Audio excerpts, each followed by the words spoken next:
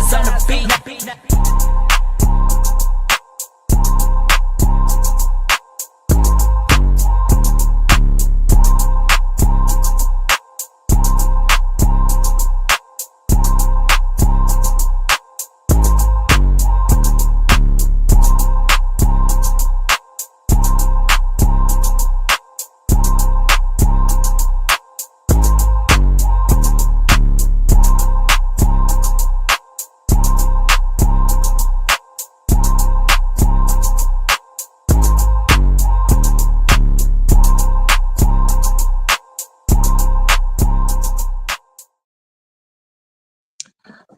Hey, what's up, you guys? Cheers to another crazy week in the NFL. I am with my homie. Introduce yourself. For those who do not know, we've been here for a few weeks now, so you definitely should know by now who I'm rocking with. But if you don't, I'm gonna let you introduce yourself. Go ahead. Notty. It's the same soup just reheated. Just another day for some truth. You can follow me at One Man Cave, and yeah, me and Katja. Just simply sports. Getting it in. You know what time it is. Look, you guys, I'm not going to even hold you, okay? Because the Chiefs, I don't know what happened. So honestly, I came into this game, I said, the Chiefs are going to win this game, right? They don't have Jaden, right? Like, so I didn't expect them to win. But in that first half, I said, oh, okay, like, hold on. The Commanders are holding their own. You know, like the Chiefs are not getting too crazy. The score's within reach. And they went to halftime tied 7-7. I go to the kitchen after halftime. I come back. I'm like, what the heck did I miss? What happens? Like the Chiefs, I don't know what the Commanders discussed in the locker room at halftime. But I'm just like, what happened? Like, what happened? The Chiefs came out and just completely just ran over them in the second half of this game. And the Commanders were just looking like they had no answers. Now I know they do have some injuries, obviously, so that's going to make a difference. But I'm just like, if you were able to hold your own in the first half, how you just let it go? Like, just let it go in the second half. When you watched this game, what did you think? Well, I felt like you did. I thought the Chiefs would win the game. I wasn't sure, I think Washington was too aggressive in the first half. Mm-hmm. They left points on the field. They took a lot of risks.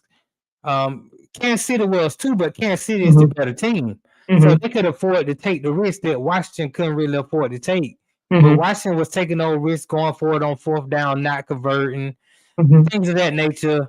Going forward when you could have had three, just try to put points on the board early.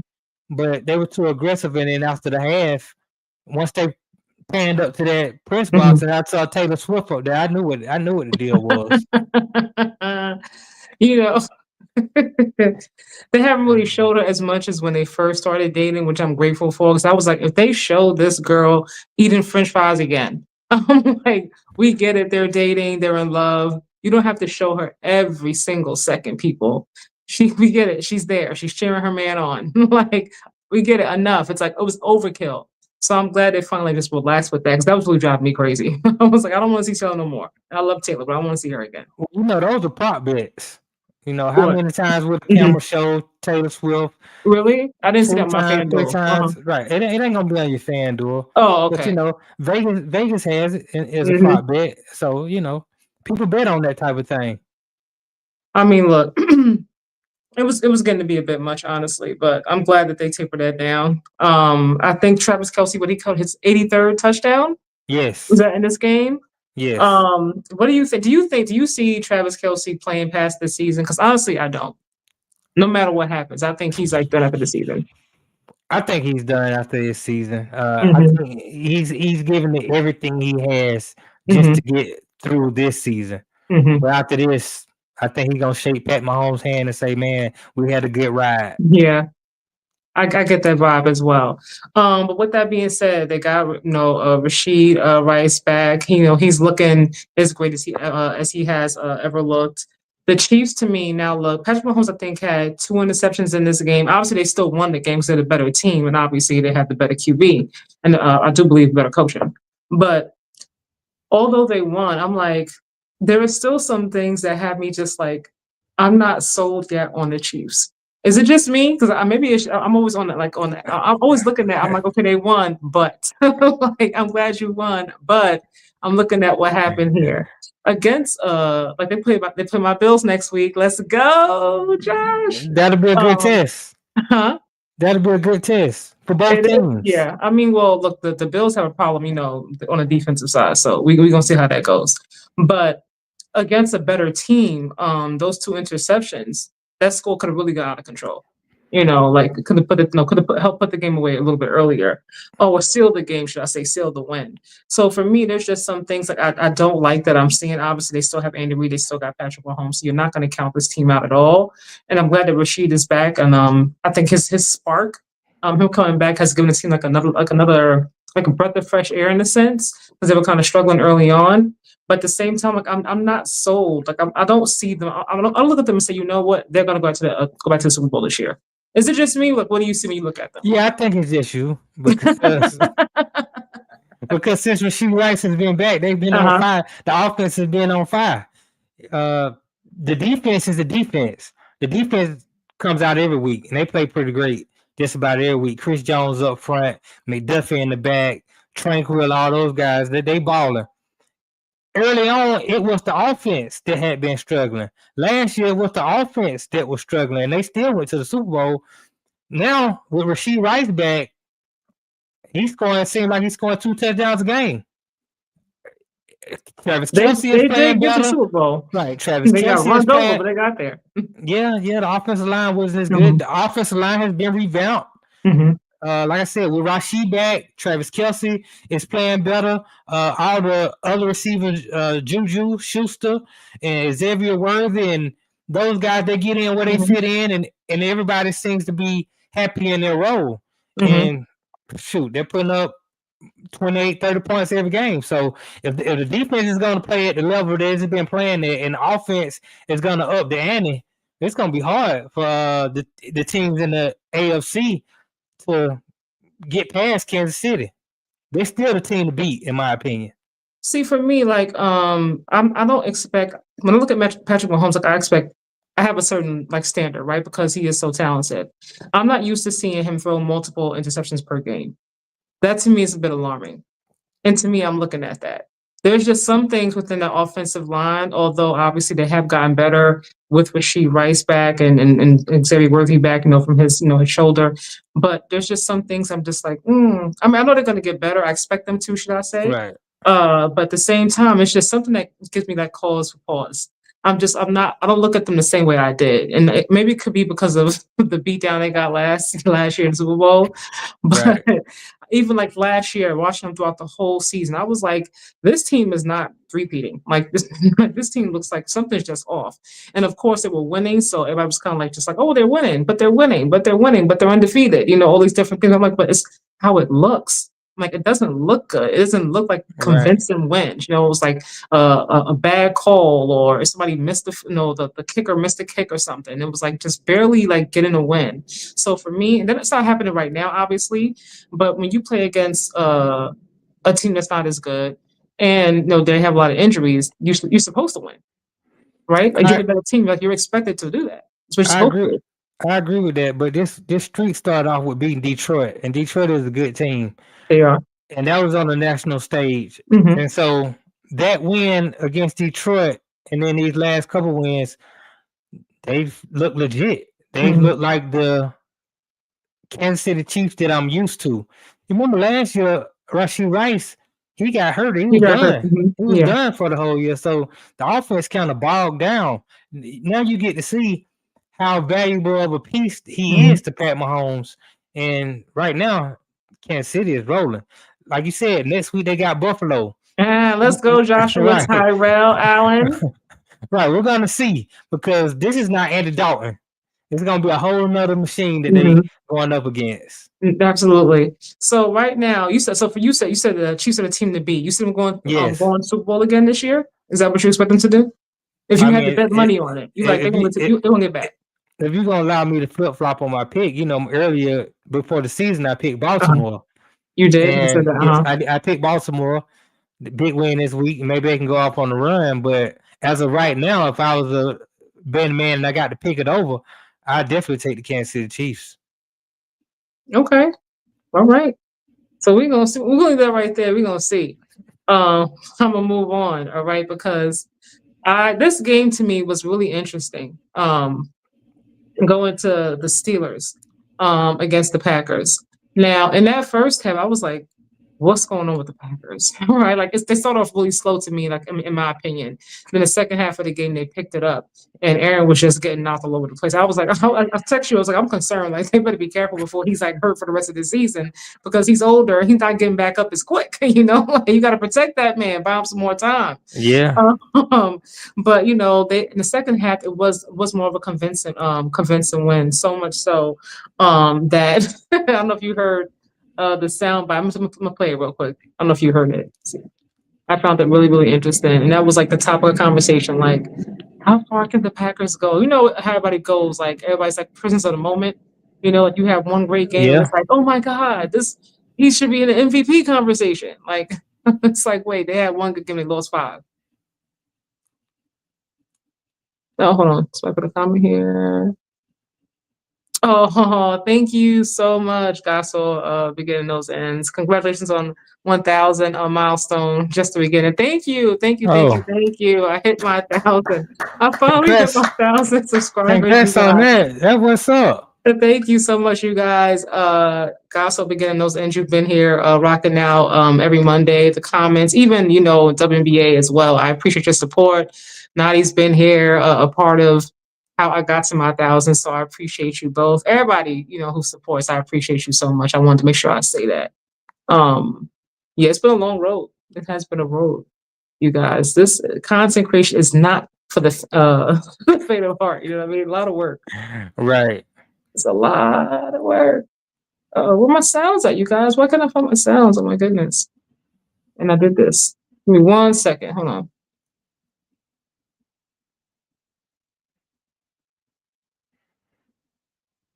God saw beginning, knows no end. I'm gonna remember your name in a minute. I know you put it out in the chat a few weeks ago. Did you say Nasir? Yeah, I think it was. I think it was Nasir because you said it was your son had a teammate by the same name. Mm-hmm. Yeah, it was Nasser. Yeah, Nasser. That's it. It was Nasser. Yeah, That's it. There we go. I think we said Nasir. I was thinking about Nas when he put it in the chat. There it is, Nasir. Right. Yep, he put it back in the chat. Yep. Yep. All right, you guys. I got my sound together. Did your starting quarterback prove anything new tonight in how he played? He's him. Everybody in the league, if y'all not woke, please wake up, get the crust out your eyes, because he is him and 10 is time. All right. He is him. Period. He is coming. So if you don't know, get the crust out your eye. I love me a supportive teammate, but realistically, I can't say that he's him. I can't. Me either. I love the support from the top. Look, dude, I love it. Like, you should always big up your team, your quarterback, like your wide receivers, whatever, your coach. But he's inconsistent to me. I can't say he's him. Does he have the talent? In my opinion, yes, but he's inconsistent. Like, against better teams, to me, like, he kind of shrinks in certain moments. What do you think, though? Maybe it's just me. I feel the same way you do, but the Pittsburgh Steelers are no slouch. That was a good win for Jordan Love. Now, I say this. The last 2 weeks, I don't know what's going on with the Pittsburgh Steelers defense. The defense, I don't know what happened. Yeah. This is not the Pittsburgh Steelers defense that I'm accustomed to. Mm-hmm. TJ Watt is not getting to the quarterback the way he needs to get to the quarterback. I mean, that whole front line, Highsmith, Hayward, all those guys that will not get to the quarterback the way that they're supposed to. And on the back end, I mean, the quarterback guys are wide open. I just don't understand what's going on, what Mike Tomlin got to do to get these guys back on their grind the way they used to be. But this is not the Pittsburgh Steelers defense that I'm accustomed to seeing. In the last 2 weeks, they've got thrashed by both Jordan Love and Joe Flacco. So I believe I was watching earlier, and it was saying that I didn't realize this, that Pittsburgh Steelers, like, their defense, I think, is the highest cap, like in like all of NFL, like they paid the most money for their defensive line. Yeah, I can believe that. It makes sense. That's unacceptable. Unacceptable, because TJ was not playing about his money. I'm always for players getting paid for their services, so I'm not mad at it. But once you've been paid, I need you to show up. I need you to show up. Exactly, and it seemed like when they got everybody back healthy, Mm-hmm. that's when they started playing bad. I just don't understand. Where's the defense? I want to see the defense that was out there when they played Cleveland. Mm-hmm. That's the defense I want to see. They were Mm-hmm. all over Gabriel that night. They was all over the running backs. Judkins couldn't get anything. That's the defense I want to see. But for whatever reason, that's not the defense that's showing up. So hopefully Mike Tomlin fixes it, and he fixes it fast because they're losing ground on the division lead. So what do you that's what I was going to say, you know, like they had, and that was the whole point of this segment right here. They had a nice little cushion, you know, and then now, you know, they lost to Joe Flacco. I don't know if Joe's going to come back or what's happening with that or how soon he should. They should. I haven't heard any updates in terms of like when we can expect him to come back. So I don't. The jury's still out on that. But Joe Flacco can still throw that ball. You know, he can still put about a good 30-something points. You know, Right. him and Chase, that relationship, that chemistry is just it's working. You know, but I will say that they lost to Flacco. The Ravens won. Action Jackson should be back this week, they said. So I'm thinking now, do you think the Steelers blew their chance? Well, the Pittsburgh is still in good standings. I mean, Cincinnati losing to the Jets, that was a huge loss. Oh, that was crazy loss. They could have won that game. That They was a should have won huge that game. loss. And Cleveland has only won 2 games, and the Ravens have only won 2 games. So Mhm. there's still a cushion there, but they could have put it away. Yeah, And I agree. they haven't put it away. They still got the Ravens with a backdoor chance of getting in. Joe Burrow isn't supposed to come back to December, but if Flacco keeps putting up 38 points a game, chances I just can't believe Cincinnati defense is going to give up 39 every game. So I expect them to win a couple more games and stay in the hunt. So Pittsburgh, now they have to battle every week. Like next week, it's a big game for them. They need to win, or else that lead is going to continue to dwindle, and they can't afford to have that happen. To me, this game was more. I can't tell this game was more about the Steelers' defense or if it was more about the Packers, because we're so used to. We always say no matter what, no matter who's at that Mike Tomlin has playing quarterback, we know that the defense is going to show up. And because of that defense, they always going to be able to win you some games. We just need a quarterback to come in and manage and not lose us the game. And we can still get to the playoffs. And then whatever happens from there happens. If you can get in, you can win. I always say that. That's my motto. Correct. You can get in, you can win. But I don't know. Something happened. Like I said, the defense, and it started for me last season. Like I know people were blaming Russell Wilson for how they just fell off the cliff towards the end of the season. But the defense was MIA then too. I couldn't find TJ last year towards the end of the season. I was like, where's he at? What's going on? But Russ obviously having what happened in Denver and then coming there, he took the blame and kind of shouldered it. And now you have Aaron Rodgers there, but the defense is still kind of inconsistent. They're there one couple games, some games they're not. TJ's there, some games he's not. Like last night, like second half, he was like non-existent. What do you think has happened? Like something to me has to be like a locker room, because I'm just like, what, you got paid, you got some new players. Like, what's going on? Has Mike Tomlin lost the locker room? I don't think he's lost the locker room. I think he's an excellent coach. Football is a long season. And sometimes you have lulls and you just got to retool. But also, let me give the Packers some credit, though. The Packers came out and they played a great football game. I mean, this is a good football team. And Michael Parsons, he showed up yesterday. He was on Aaron Rodgers behind.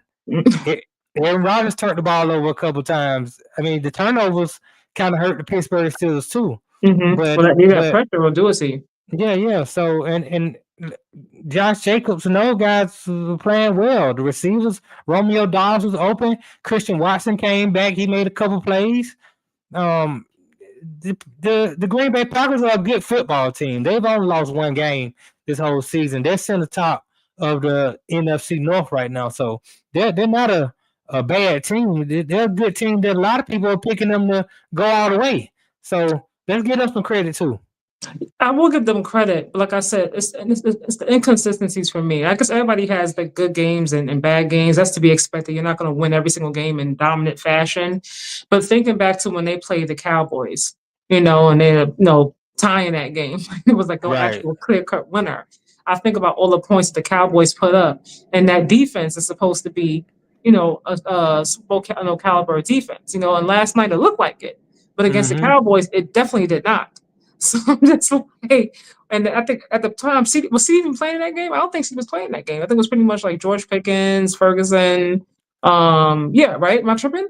When they played the Cowboys, CD was out, wasn't he? Yeah. No, was CD out? I think he was out. I think he was out. Right, he was out that game. But you look at the Cowboys this week, and it wasn't a good week. So it just goes back and forth. It does. But if you look at the season, that Cowboy game was the worst game that Green Bay defense played. Mm-hmm. The other time they lost to, I believe they lost to it was the Cleveland Browns. And the Joe Flacco game, when the field goal kicker, but the defense played well, but Cleveland defense played really well that game. So the Green Bay defense has only had one bad game, and that was to the number one offense in football. So I kind of give them a pass on that. Are they still? Go ahead. Right. But even that game, Jordan Love lit the Cowboys up too.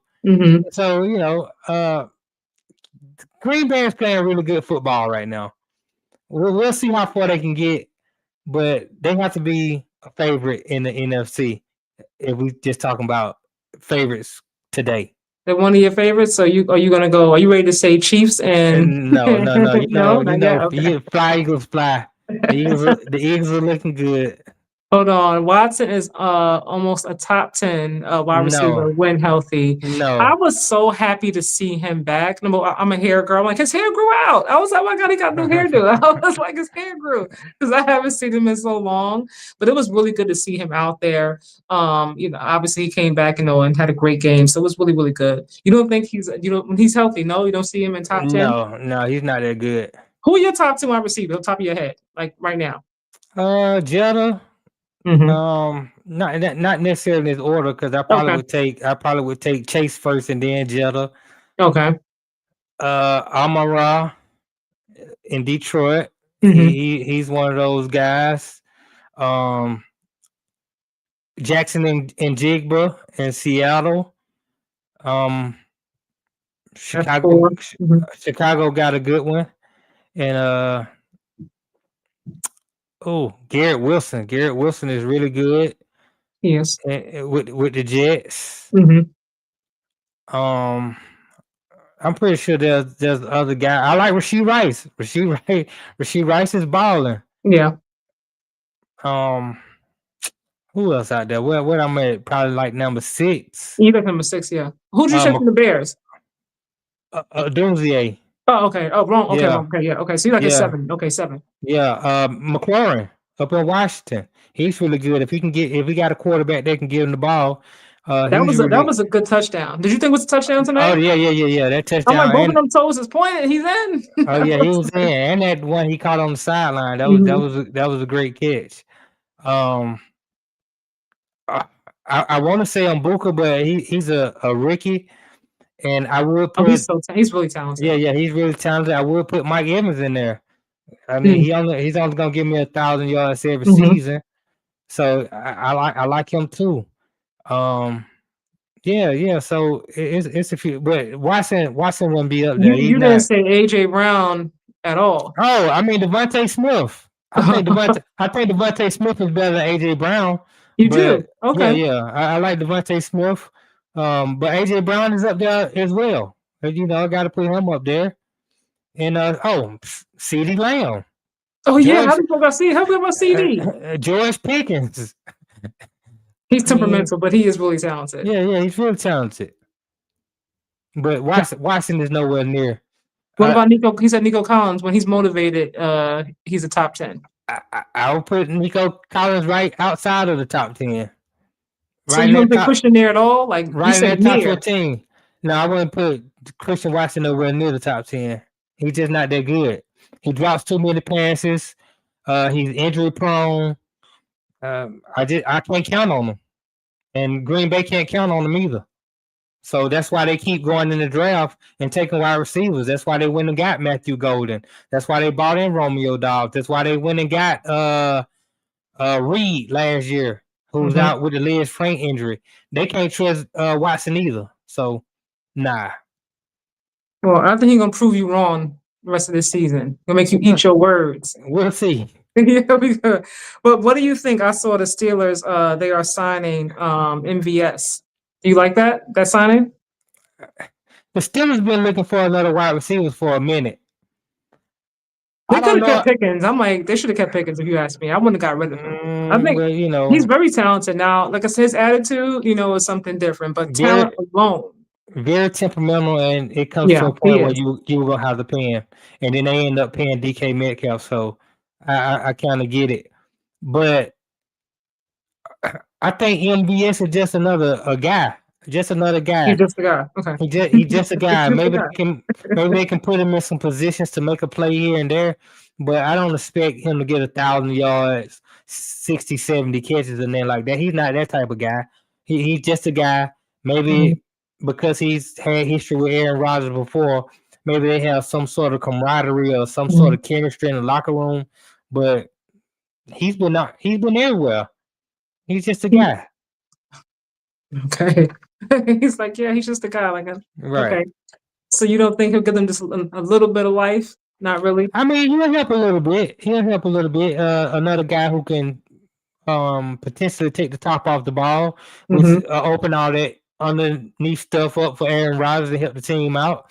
So don't get me wrong. I think they signed him for a reason, and he'll take the top off. He'll give them a threat down the field, and he'll make a couple plays down the field. He'll make 2 or 3 plays, not in the game.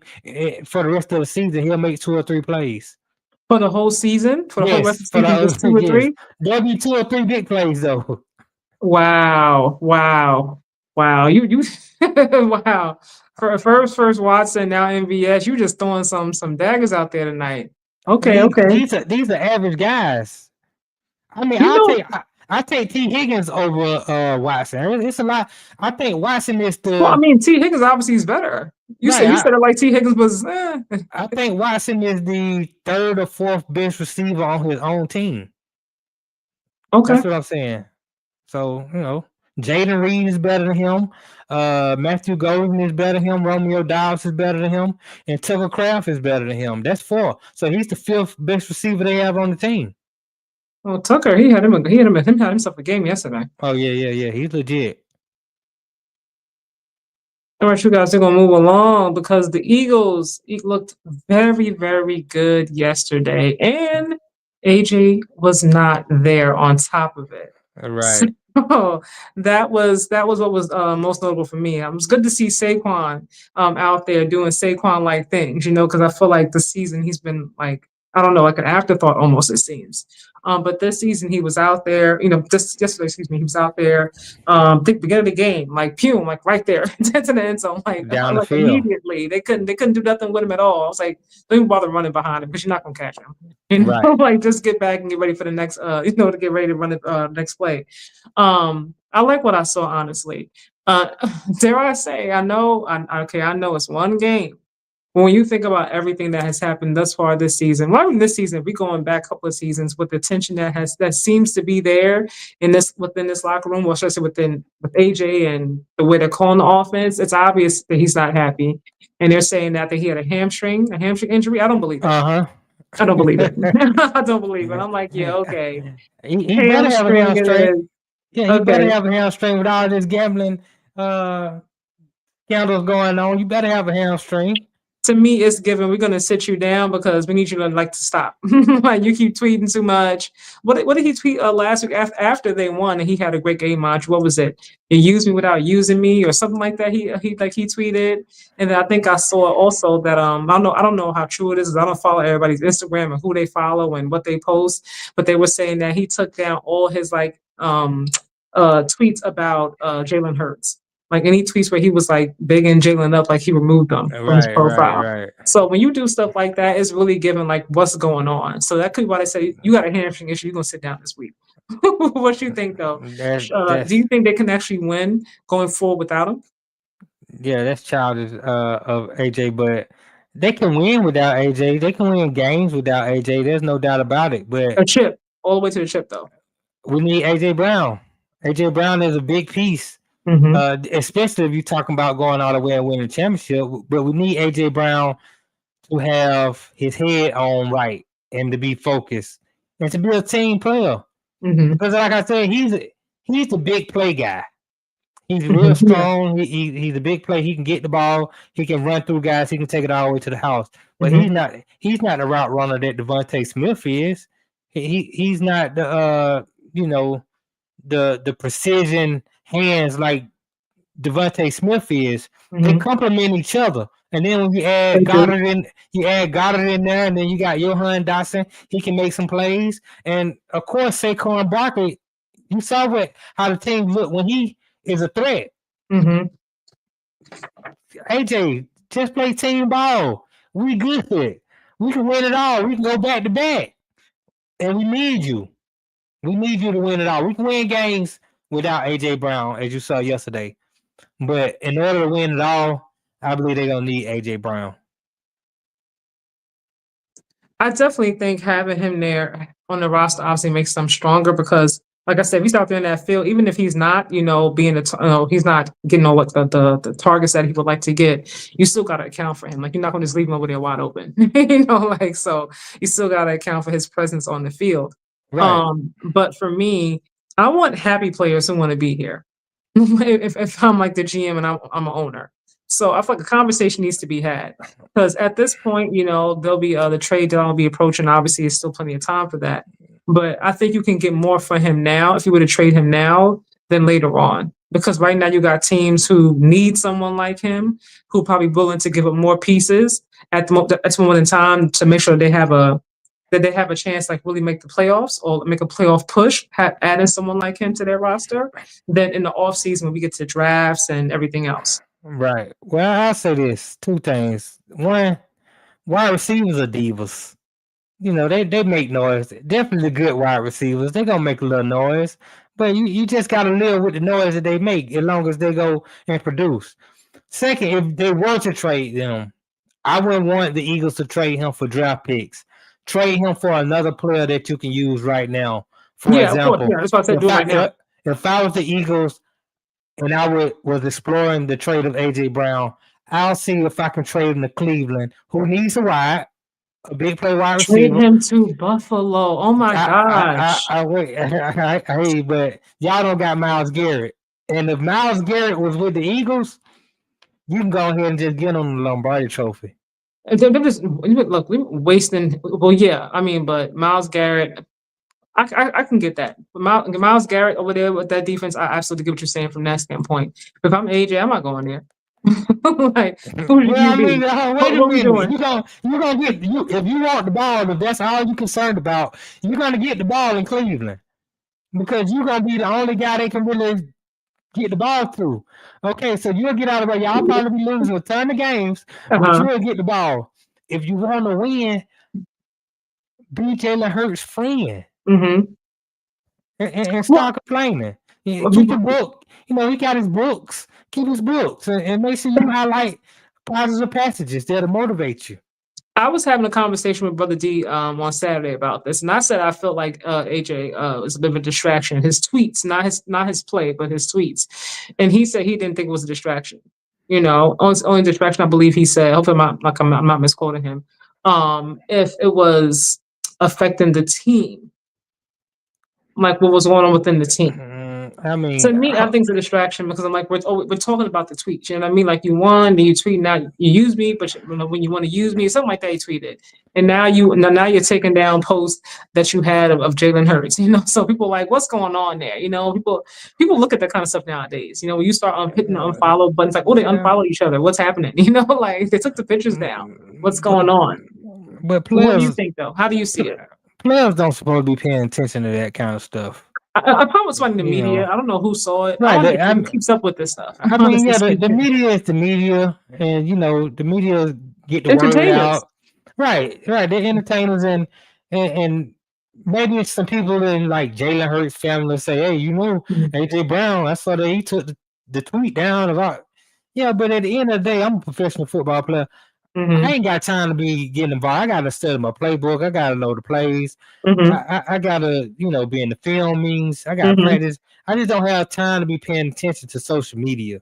And if players are paying attention to social media and allowing that to dictate their mental, then that's where the problem is right there. The problem is with them. Hold up. We got a comment. Trade AJ Brown to Chargers for the rookie Trey Harris, Ole Miss. Trey has unlimited potential with head coach Reed. What you think about that? Trey Harris is a young receiver who needs more time to develop. Mm-hmm. He's not ready made like AJ Brown is ready made. When you're trying to go on a Super Bowl run, you want to go with those guys who are already ready made.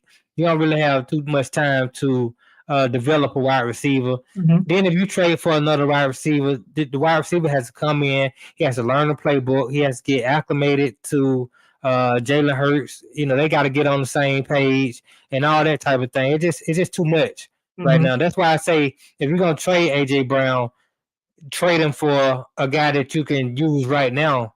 And Myles Garrett can get to the quarterback no matter what system he's in. And then you won't need as much offense if you got a guy like Myles Garrett on your team who can help you stop the other team from scoring. So, but other than that, I don't want to get another wide receiver in who has to come in and learn the playbook and get acclimated. I mean, build chemistry with Jalen Hurts. That's just too much time. You got to. It's week to week in this league.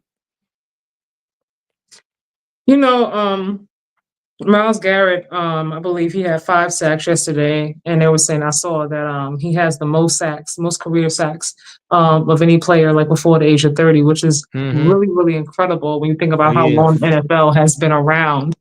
And I saw that he was frustrated in the game, obviously, because it wasn't a good game for Cleveland. But I'm just like, dude, you did it to yourself.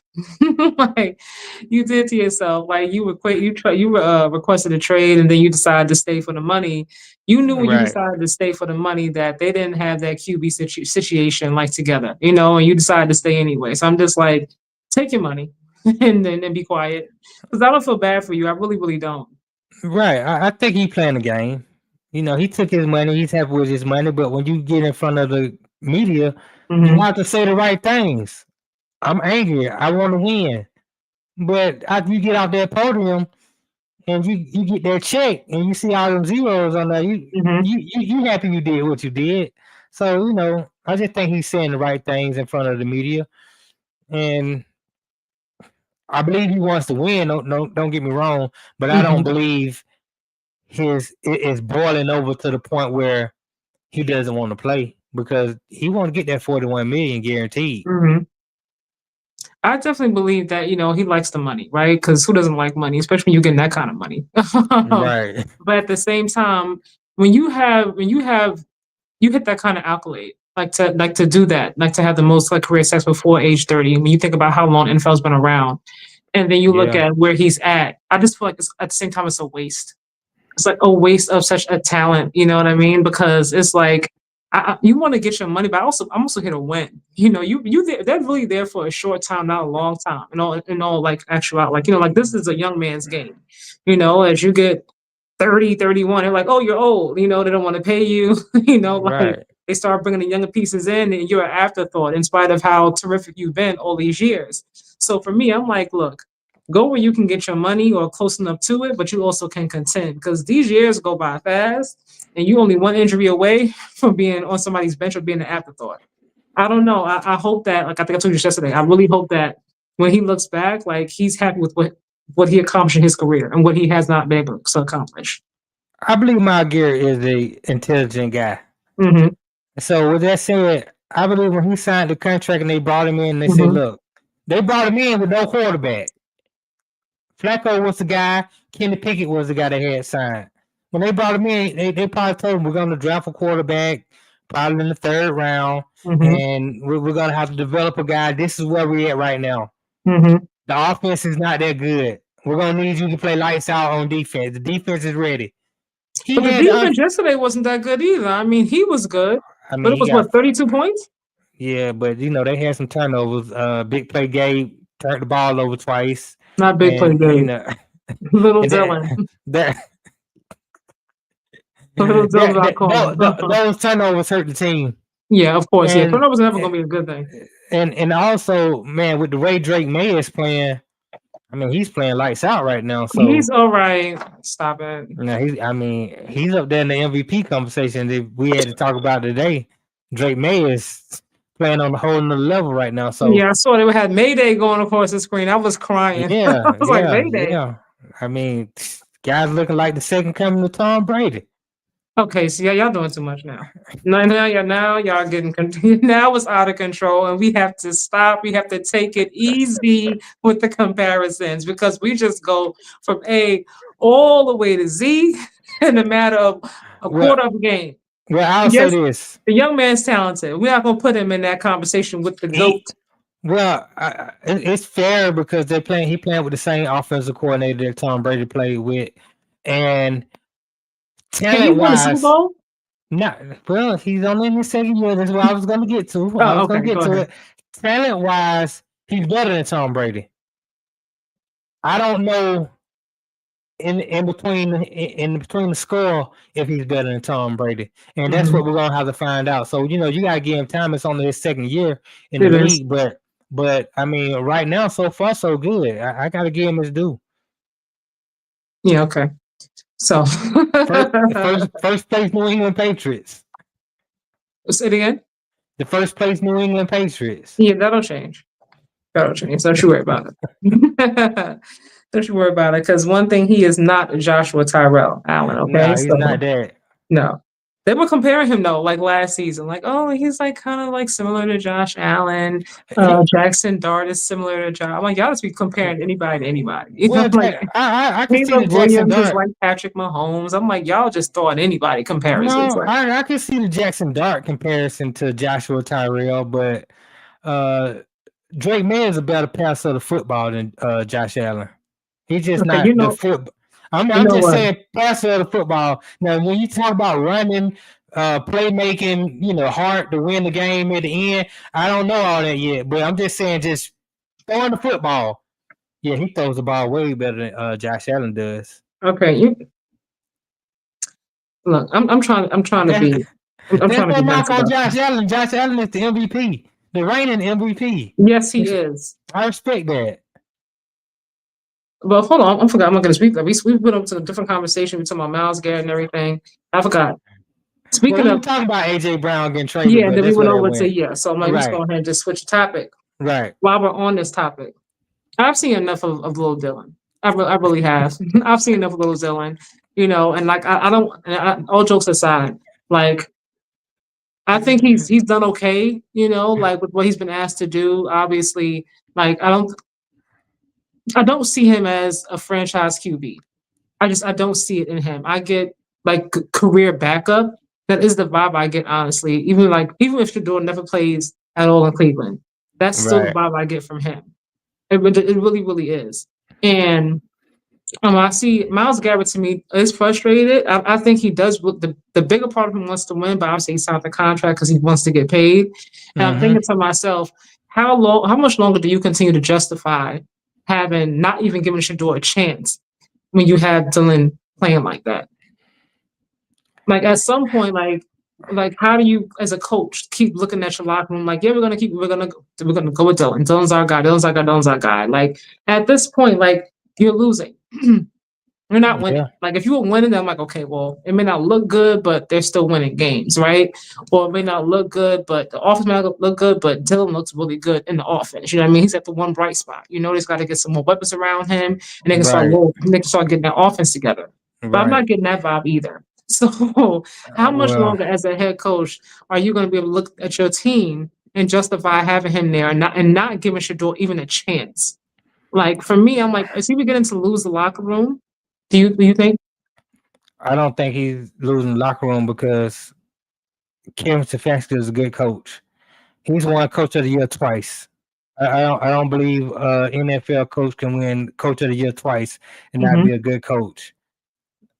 Their downfall came when they decided to take a chance on Deshaun Watson. who anybody at that time would have took a chance on Deshaun Watson. Mhm. Deshaun Watson didn't play up to the level that we all expected him to play up to. And so now you got them in this situation that they're in now. Mhm. I think, and it's very unfortunate that I don't think Shador or Dylan Gabriel is going to get a fair shake. And Why do you say that? And it's Cleveland's fault because Cleveland shouldn't have drafted Shador.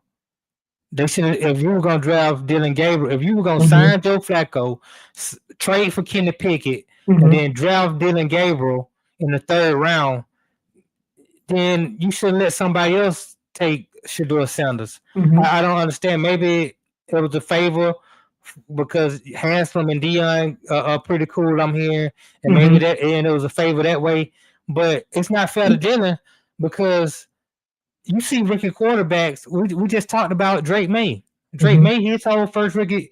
Well, they started with Brissett last year in his rookie season, and then he came in and he played, and he didn't play well, but he got a chance to get that experience. And then he had a whole offseason. He got a chance to develop, and now we're seeing the fruits of With a different coach.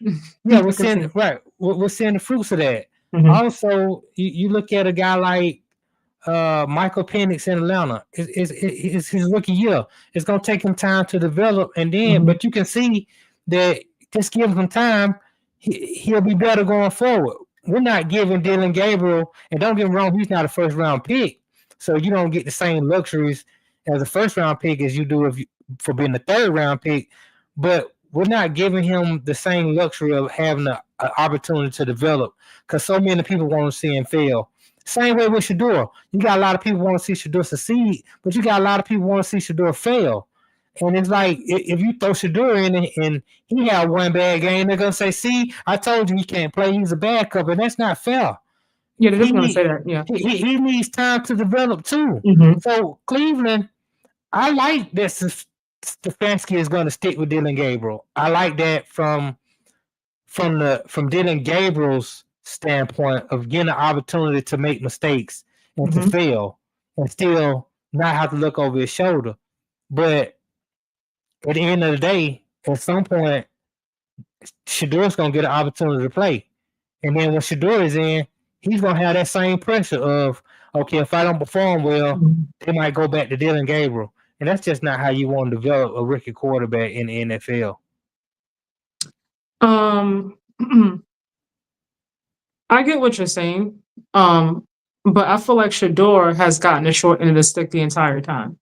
Because he dropped off in the 5th round. When he got there, it was Joe Flacco's, Kenny Pickett, and then it was little Dillion.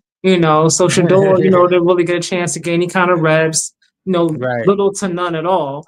And then obviously when they got rid of Pickett, and then moved up, little Dillion to the backup, I feel like, and even now that he's, the starting QB and Joe Flacco's gone, it's just him and Shador, and then I think they got Billy Zapp or whatever as well.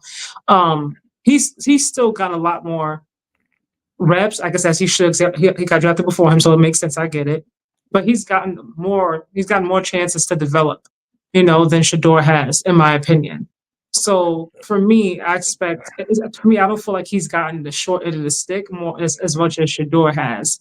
I really feel like I said this before. I don't see where Kevin Stefanski likes Shador, and it don't have to be BFS because that's his coach, and every coach and QB are not going to be super close or whatever. And I get that, but there's just something about the way he never mentions his name. He always speaks generally speaking, he never just outright says his name. It's the body language. And that could be maybe him trying to keep his poker face, or, if he doesn't want to show too much emotion, that's possible. I don't know him, obviously, but it's just something I get. I don't think that he wants to see Shador win. I feel like he has him there, more so because I think if they got rid of Shador, the media backlash would be tremendous. And he wouldn't want that to overshadow, what's going on with the team. But for me, he wanted Dylan there. He's gonna do the best that he can to make, little Dylan look as good as he possibly can. For me, I wish they would just traded Shador a while ago. But I'm just like, if you're not going to let him play, you're going to keep bringing other players in, the Billy Zapps and things of that nature, then just let him go someplace else. Yeah, I mean, I've heard good things about Dillion from his teammates. I saw Judkins on Shay Shay the Mm-hmm. other day, and I didn't they get a chance to asked watch it. What did he say? they asked him about him, and he was like, "Man, Mm-hmm. I like Dillion." He's like, "We like Dillion. Dillion is a very intelligent quarterback.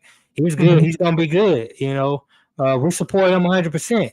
And he was saying that Big Play Gabe and Shador, they're friends in the locker room. They support each other and they root for each other and all that kind of stuff.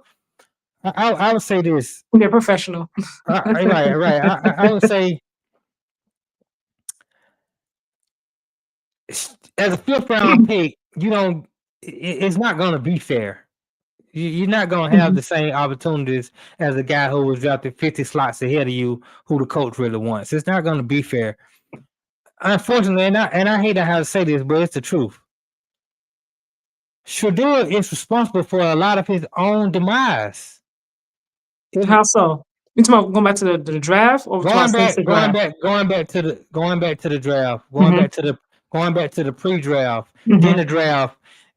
When Baltimore wanted to take you, if you go to Baltimore, you already started 4 games. You already got 4 games of film under your belt, so that other teams can see whether or not they want to trade for you to be their starting franchise guy or not. But yeah, I mean, hindsight is always 2020, right? Like, you're right. We had no way of knowing that Lamar was going to get hurt, and be out for 4 to 5 games. Typically, like, that's not something you would expect. I can get why he said, "I want to go someplace where I have a chance to at least compete."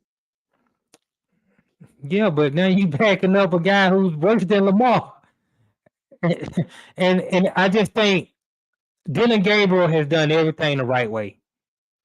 And for him to have to look over his shoulder because Cleveland, and it's not Shador's fault. I blame Cleveland. Cleveland should not have ever drafted Shador. If you're going to sign Flacco, trade for Kenny Pickett, and then draft another quarterback in the 3rd round, and then you got Deshaun Watson coming back, and then you're going to take Shador? Let's not forget they got Billy as well now. I mean, Yeah, was it Bailey Bailey? Zappi, Yeah. but Bailey Zappi is a scout team guy. He's not somebody I'm really factoring in. Like Tyler Huntley wasn't somebody I was really look at Tyler Huntley. He's in Baltimore winning football games. Like I mean, they won what, 2 games? What? Well, they won 1 game. They just won this week. So yeah, I mean, so then I'm like, I can't really go that much about Tyler, but go ahead. No, I'm just saying, Yeah. but Tyler played well though, so I gotta give him his credit. But I'm just saying, why would Cleveland do that? That's why Stefanski, when they asked him about Shador, he sounds interested in answering the question because he got to answer a question about a guy who probably shouldn't even be on the team anyway from the beginning. You got to answer questions about a guy who is your 3rd and backup quarterback when you're trying to develop another young quarterback. I mean, it's just unfair to everybody. It's unfair to Stefanski. It's unfair to Shador. It's unfair to Gabe. But you could have gotten rid of him. Yeah, you got rid of Kenny Pickett and you kept Joe Flacco, who we all knew was not going to be long-term answer. Like, we knew that. We knew it was going to be temporary. Yeah. But so you could have gotten rid of Shador then, and it wouldn't even be a conversation anymore. Stefanski can't get rid of anybody. He's on the head coach. When you talk about personnel, you're looking at Andrew Berry and Haslam. Well, yeah, of course. I mean, talk to Andrew. I'm just saying though. Right now, Haslam is the owner, and if you can see by his interviews, he's trying to stay out of it. He doesn't want his name to attach to any decision that's made going forward because he made the Deshaun Watson decision and that backfired on him. This is really going to come down to being on Andrew Berry.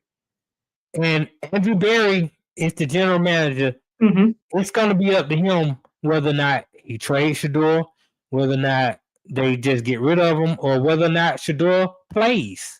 Well, and look, the coach got to say that. I don't believe that Kevin Stefanski has no say or no kind of opinion at all in anything.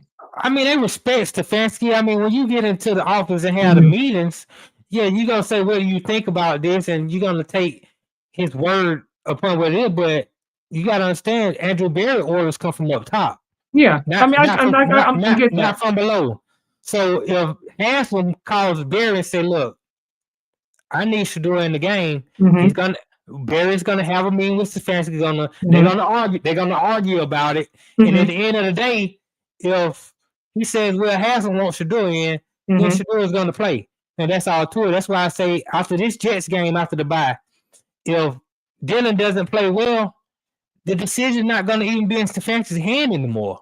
And then you can expect to see Shador in the game. My thing is, read this comment really quick so I saw it. He should have participated in the NFL Combine. I don't look. Like I said, hindsight is 2020. But if we think about, if we're going back to the college season and whatnot, I can see why he did it. I mean, the whole conversation, the entire season leading up, was Cam and Shador. That's media. So I'm saying, we didn't really hear, even maybe it's me and I missed something, but I didn't hear any insiders coming out, at the time saying well, Shador is not viewed as this, he's not viewed as that, they're saying that he should participate and so on and so forth. That wasn't what they were saying, at least not publicly. I don't have any inside information, but publicly I didn't hear anything about that until the process moved along, and then more things started coming out after the fact, but not before. And typically, when people, you have enough footage on him anyway, right? Either you see what you like or you see that you don't like it. Typically, those who are expected to go higher don't participate in that part, of the draft, because you know what you're going to get from them. It's whether or not you like it or you don't like it. So I can see why he said, I'm not going to do that part of the draft, because that's typical. I'm not mad at him for that. But for me, fast forward till now, I read quite a few reports during training camp and everything, and where they said that Shador had outplayed Dillion throughout the course of training camp. Don't know how true it is. Obviously, I'm not there. But leading up to now, I'm just when are you going to give him a chance? He might swim, he might sink. But I think that he deserves at least a chance. Because if not, then just get rid of him. There's no point in keeping him there to sell jerseys, like Nasir just said in the comments. Just let him go. And then just stick with Big Play Gabe, as you say, and we can all move on. Yeah, it's a huge debacle at this point. I think Cleveland, they really dropped the ball on this one. They're in a lose-lose situation. They can't win. Everybody loses in this situation, and it's unfortunate. As much as I like Shador and I want to see him play, and I can almost agree with Nasir that he probably should have participated in the combine. I think he overplayed his hand. I think him telling teams not to draft him, that was another mistake. But at the end of the day, I think the biggest mistake came with Cleveland deciding to have 5 quarterbacks on their roster. You're not giving any of them a fair chance. But that also tells me that you weren't sold on Big Play Gabe. Otherwise, you wouldn't have gotten Shador after. A 3rd round draft pick, that's a huge pick. That's a pick where you need to get a guy who can contribute to your team. Mm-hmm. If you're not sold on the quarterback in the 3rd round, don't take a quarterback in the 3rd round. Take another linebacker. Take another lineman. Take a cornerback. Take somebody that can help you right away. Get Shador in the 5th round. And just bring him in, and then once Flacco flames out, then just go with Shador. Just do that, but don't take a quarterback in the 3rd round. And that's why Stefanski is so hell-bent on giving Dillion Gabriel all the chance in the world to succeed, because they took him in the 3rd round. That's a big pick. And I mean, general managers and coaches, you can lose your job by taking a guy in the 3rd round and he flaming out. Mm-hmm. So that's why I say it's a huge debacle. They shouldn't have drafted Shador. That's a problem. New Orleans need a quarterback. That's who should have drafted him. Pittsburgh needed somebody for when Aaron Rodgers is gone. That would have been a better situation. Yeah, I agree with that too. Whole other conversation as far as that goes. Baltimore would have been a great situation for him. Even if you don't see Lamar Jackson getting hurt, it goes back to your question that you asked me a couple weeks ago. Mm-hmm. Since you have a backup that has some similar tools that the guy who started. Shador is not Lamar Jackson. No, he's not Cooper Rush either. He has some of the tools that Lamar Jackson has. Mm-hmm. That would have been a good situation. Mm-hmm. But him sitting behind Jalen Hurts, That would have been a good situation. My But, thing is, I don't see a plan for Shador, there's and no I don't plan for see Shador. exactly. So if you don't, then you could have kept Flacco, you could have kept Pickett, you could have kept Dillion, and you could have sent Shador on his way. If you don't have any kind of plan for him at all, Yeah. like you don't really see him as, the QB for your franchise, or you don't like him, you don't think that he's as talented as Big Play Gabe, or whatever the situation is, for whatever your reasons are, you don't have to look, everybody's not gonna like everybody. Like he might like him as Right. like Sean Payton, who I can't stand, and like Russell Wilson. Sometimes it's like that. But my thing is, you had the chance to get rid of him a while ago. So let him go. Let him go Yeah, someplace but else where it's he not can get a that. chance, to play. And you It's could have not got that somebody else in simple. return. It's not that simple. And even for It Shador, can be simple. I hate to It say this. doesn't have to be complicated. It's Nobody going to be a has big. It's going to be a no. big media thing, absolutely. Yeah, and that's the bad part about it for Cleveland. That's why they But that's should have going to passed happen up on it. regardless. If you Right. go the whole season, don't see him play, and Dillion keep looking like Yes. this, it's going to be a big media thing as And well. guess what? Nobody had a plan for Shador. No matter what team he went to, whatever team he went to, they were gonna have the same problem that Cleveland Browns is having right now. With 5 QBs? Even if it was just 3 QBs, they were gonna have the same problem Mhm. that they have. Everybody's gonna ask you questions about this guy that you have no plans to play. Nobody was expecting to go to the Ravens or the Eagles and expecting to play over Lamar or Jalen. And nobody in their right mind anyway. Because I would. Right, but we keep looking at the people who don't count. Mhm. The people that count, they want you. They want you in Baltimore. They want you. They know. Without same thing I know. Lamar Jackson is injury prone. Most seasons he don't play the whole season. He usually misses 3-4 games in the Mhm. season. Okay, you're gonna get your opportunity. Jalen Hurts was just hurt last year. That's why they traded for Kenny Pickett. Kenny Mhm. Pickett increased his value last year because when he came in for Jalen Hurts, he played well. Mhm. That increased his value. And where's he at now? Honestly, I forgot. He's with the Raiders, and he might be about to start because Geno is Mhm. playing so bad. The Kenny Pickett Mhm. runners are coming up. So Mhm. I mean, you just never know in this league. Quarterbacks go down all the time. Jay Daniels goes down. Mariota is in the game. That's just how the league goes. You can't try to pick. I just hate it. I just hate the whole situation because at the end of the day, Shador is more of a problem than he is the reason why a team is winning, and that's unfortunate. I hate to say it, but that's just the truth. Nobody has a plan for Shador.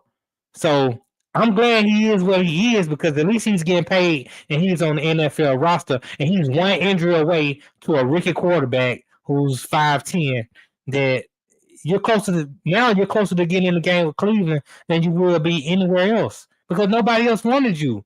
And the I'm team that glad did that want you didn't want them. I'm glad that he's on the NFL roster. I will say that. But I don't like the situation at all.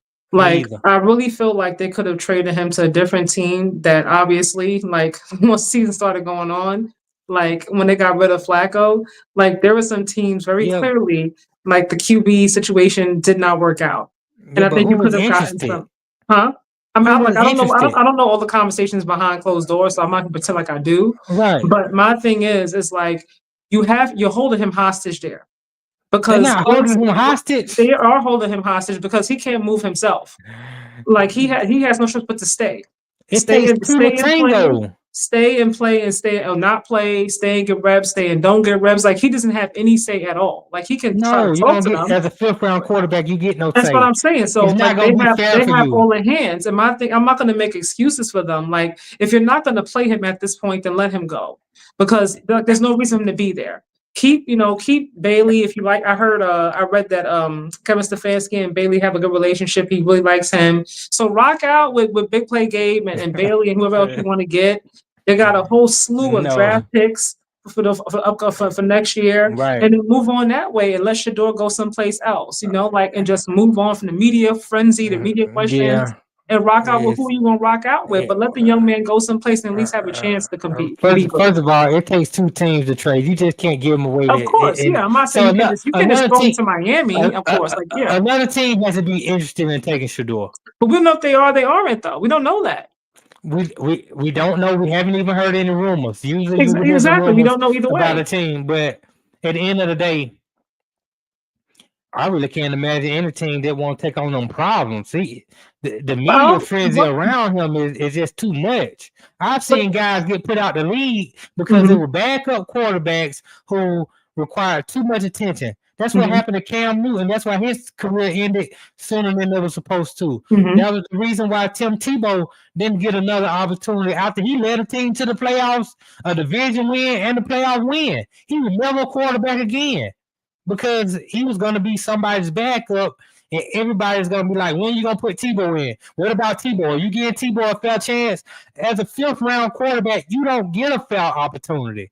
This is not high school. This is the NFL.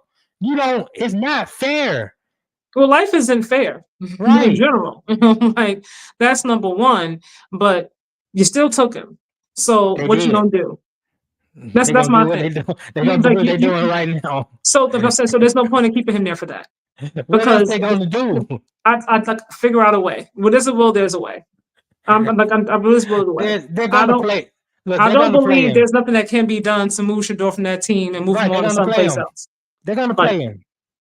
and then like He's if you're not going to set him up, like for the best chance to when he does no. play, like then just let I him go mean, someplace else no, and no, start over. no. If they determine that it's gonna be his time to play, they're gonna prepare him to play and play well. I don't trust Kevin Stefanski with Shador at all. I don't. Well, I think Stefanski is a professional. Until I see otherwise, now if I see otherwise, I'll be the first one to come out here and say, you know what, he ain't doing right by Shador. But as of right now, I can't say that. I can't say he's not doing right by Shador because he got another quarterback who he drafted in the third round that he needs to give all the opportunity in the world to succeed. And that's what Dylan Gabriel deserves. He deserves the opportunity to succeed. And he's had it. And he needs to have it for the whole season, in my opinion. And he's had it. But for me, if Cleveland had a lot of hold on real quick. Cleveland had quite a few draft picks. Like you waited until the third round to get Dillion. And then you Right. went ahead and got Shador after you already had Joe Flacco, after you already had Kenny Pickett. Like you got Joe Flacco. And Deshaun Watson coming back. Yeah, is that too. You went ahead and made some trades and moved some things around you went out and got Kenny Pickett. Right. And then you added Dillion on and then Shador, which tells me that you weren't 100% sold on what you already had in the locker room. Otherwise, you wouldn't have gotten all these different types of candy, different samples to figure out what you want. I'm like that sometimes. I'll go get food. I'm like, I have a taste for this. Also, there's also that. So let me get this, let me get that, let me get this. So I get the best of both worlds. And then you eat it all? Don't judge me, okay? No, don't judge me. But I get a chance to satisfy all my cravings because I get a chance to taste everything that I want to taste without, just focusing on one flavor. So but do you eat it all? I'm not going to answer that question. Oh, okay. Okay. But nevertheless, sometimes I do because I'm a fatty. But some gonna get left out. 9 times out of 10, some gonna get left out. But no, what I was gonna say was like my point is like you're not 100% convinced of what you have. That's number one. Right. And at this point, you have a lot more draft picks and there's a lot more talent, should I say. I don't want to say a lot more, but more talent coming out at the next draft, obviously. You need to figure out if Big Play Gabe is who you want him to be. Yes. The only way I can do. I don't think you're gonna figure that out if Shador doesn't get a chance. That way, okay. I honestly speak, I blame the media a lot for the Shador frenzy because the draft, because he kept falling further and further down, it became the Shador Sanders draft. Right. Because everybody's like, what's going on with Shador?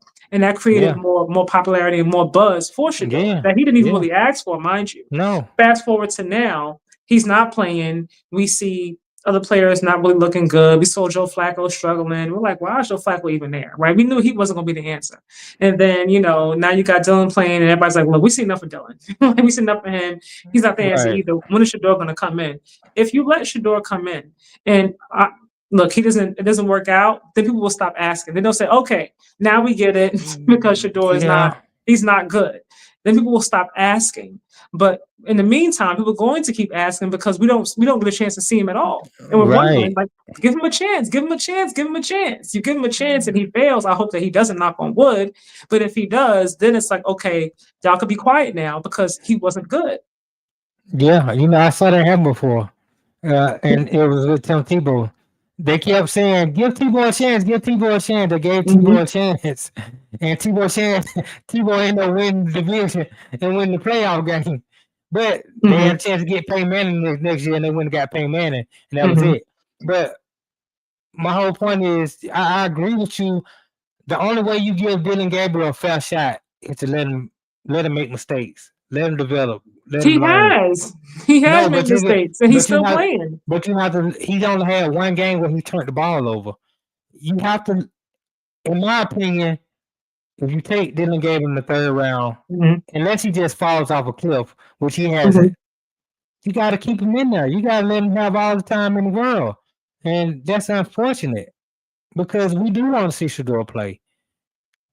I want to see Shedeur play just as bad as the next person do. But at the same time, for me, from where I'm from, I always got to root for the guy that had to take the hard road over the guy who was given everything.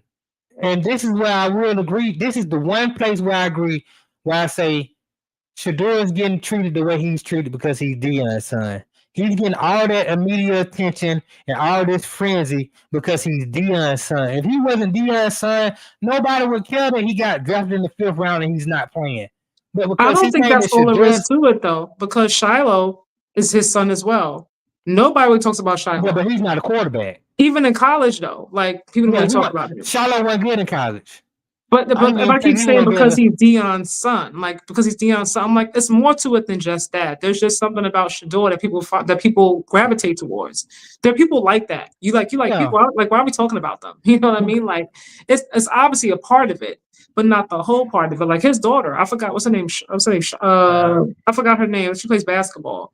Like, you never really hear about her, even with having that Sanders last name at all. Like, you just really don't. Shadeur's like the one kid out of all of them that you constantly hear about, even before he got to NFL. Like you saw him a lot more than the others. Right, because he's the quarterback. He had the ball in his hand all the time. He was on TV all the time. He's doing it. He got his personality. I'm saying that's part of it as well. He got swag like his dad had. He just don't have the talent that his dad had. And so, your dad, when Deion Sanders, he didn't go to the combine. He showed up to the combine to do one thing, run the 40. He wanted to show everybody he was the fastest man there. He ran like a 4.1 at the combine, and they were like, all right, he's a top 5 pick.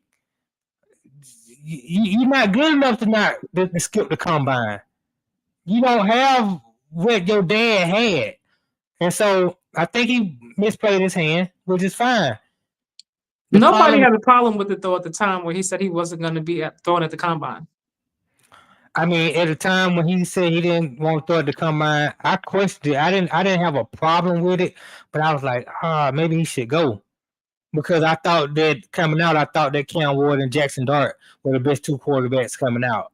And then I thought Shedeur was the 3rd best quarterback coming out. So, and I still think that he's the 3rd best quarterback in this draft. But I don't think Jackson Dart is better. I think he's more athletic. Well, that's what I mean. I mean, I use his legs. If I just go off intangibles, he's more mobile. I think Shedeur has the best intangibles out of all the quarterbacks that were in the draft. If I just go off for accuracy, leadership, gamesmanship, just like heart, the will to win, to fight, I think Shedeur was better than all of them. But that's not what they draft quarterbacks off of. They draft quarterbacks off all that other stuff that they can see. Shedeur requires an image makeover. What's wrong with his image? Y'all, what image makeover? I mean, when he comes to the games, he's not, I think sometimes he has on like basic sweats. Like, I don't see him coming nothing crazy when y'all say image makeover. Take off the jewelry. He has a watch on. I think his chain is not even that big, like the past few times I've seen him. Take off the jewelry and be less ostentatious. Am I saying that right? I hope I am. Yeah, hesitation. I like that word. That's When a you're good the word. QB, when you're the QB, you're supposed to demonstrate leadership qualities. How has he demonstrated that he doesn't have leadership qualities? Yeah, Unless, I disagree with that statement. I mean, I disagree with the first part of that statement that he requires an image makeover. Yes, you're uh, supposed to demonstrate leadership qualities. I agree with that part, but all that take the what's jewelry wrong with off. how has he demonstrated that he doesn't have leadership qualities? What has he done No, that no, says no, he's not a leader? no. I'm just saying I Uh-huh. agree with just when you're a quarterback, you're supposed to Uh-huh. demonstrate leadership qualities. I just mean that in general, but I don't think he hasn't. I don't. He's not playing. He just. I mean, they show little stuff of him on the practice field, and he's energetic and he's dancing. Mm-hmm. I like all that. It seems like his teammates like him. Yeah. Which is a positive thing. I have no problem with the jewelry and all that kind of stuff like that. Like, if you can win football games, you can win Mm-hmm. football games. You can't, you can't. It don't matter if you wear no jewelry. If you don't wear any jewelry and you Mm-hmm. can't win football games, then maybe you need to put some jewelry on. Mm-hmm. So I disagree with that part. Jackson Dart wears his jewelry. Can you win football games or can you not win football Mm-hmm. games? Kirk Cousins used to win football games, and Captain Kirk. then they started putting the chains on, call them 2 chains, 3 chains, 4 chains. Mm-hmm. That was that's why his handle is Kirko chains, Mm-hmm. because he would wear the chains after he would win games. So I have no problem with quarterbacks wearing jewelry or that thing. I just, when he gets the opportunity, we'll really get to understand who he is as a quarterback and as a leader. My thing is, I think when I say we, I mean people in general. Like a lot of times, I read comments. It's like everybody keeps talking about his image or about him as the person. I'm just like, when you look at him and you see him, what is he doing that gives this bad image that says bad young man? He's never Right. in trouble. We don't see him out, because I haven't seen it. I'll be on social media, but I haven't seen him out at the club doing nothing crazy. I see him, spending time with the kids at the high schools, Right. at the local hospitals. Like, those are all very positive to me things. Right. Image wise, like, even though he might wear his jewelry, he's still taking the time to go out to local high schools and surprise kids and whatnot. So to me, I don't see anything, and he's not being asked to do so. He's doing it on the fly, spontaneous at that. Right. And they're not actually booking him, to come and make an appearance. So I'm just like, when people say like, oh, he needs to work on this, work on that, I'm like, y'all, where y'all getting this from? Right. Like, he's not a bad young man. He's he's funny, he's charismatic. I'm like, leave him alone. Right. He's a decent kid. I think he has a great personality. I like him. I like him a lot. He's Dion's son. I like him more because he's Dion's son than anything. Right. I'm okay with everything that Shador is going through. I really am, because his whole life he's been given everything. He was born with a silver spoon in his mouth. He's never had to compete. He's never had to earn it. And now he's finally in a situation where he has to compete and he has to earn it. And I'm okay. Especially when some of your behavior coming into the draft, even saying that I don't want to play with this team, I don't want to play with that team. It sounds like, like a spoiled kid, like an entitled kid who's never had to fight and earn anything. Some of that's about him being black, if you ask me, because we've seen other people do it, and say it, and nobody makes it a big deal. Like, come on. Like, we've heard that before. It won't be the last time we hear it. I've never heard of a person doing it who didn't have, like, his dad. When his dad was in the draft, his dad told teams, I'm not coming to your team because you can't even afford me. But his dad is arguably the greatest football player to ever play. Mm-hmm. I get that. I have no doubt. Didn't the Mannings do it though as well? Yes, but these guys are undeniable talent. Eli was undeniable. Yes, 2 Super Bowl MVPs. No, before that, coming into the NFL. Coming into the NFL, he was that guy. Eli, you said he was undeniable to you. Really? Eli was undeniable coming in. Okay, I've never heard that before. Coming out of Ole Miss, everybody knew Eli's going to be the first pick in the draft. Because of his last name, or because he was undeniable talent without the last name? Like, if you didn't have Manning, you were like, he's undeniable. It was both. Eli Manning was a great quarterback in my opinion. Okay. The man didn't get hurt. I mean, he took a pounding. I mean, he made some of the Pause. greatest throws. Yeah, pause. He made some of the greatest throws I've ever seen winning games would count the most. I mean, he had the most 4-quarter comebacks that any other quarterback had for 2 years. Now, he had some years where he believed in the league in interceptions. Don't get me wrong. But Eli Manning was that guy. He had a big arm, big stature, and he was a Manning. Same with Peyton Manning. Everybody knew Peyton Manning. John Elway was another guy who said, I'm not going to the Colts. I'm not going to that team. I just go play baseball with the Yankees because I'm a high draft pick in baseball too. Don't take me. Okay, so he got the counter pick where he went, but this is undeniable talent. I've never seen a guy who doesn't have undeniable talent say try to make his own play. It don't work like that. We didn't see with Bronny? No?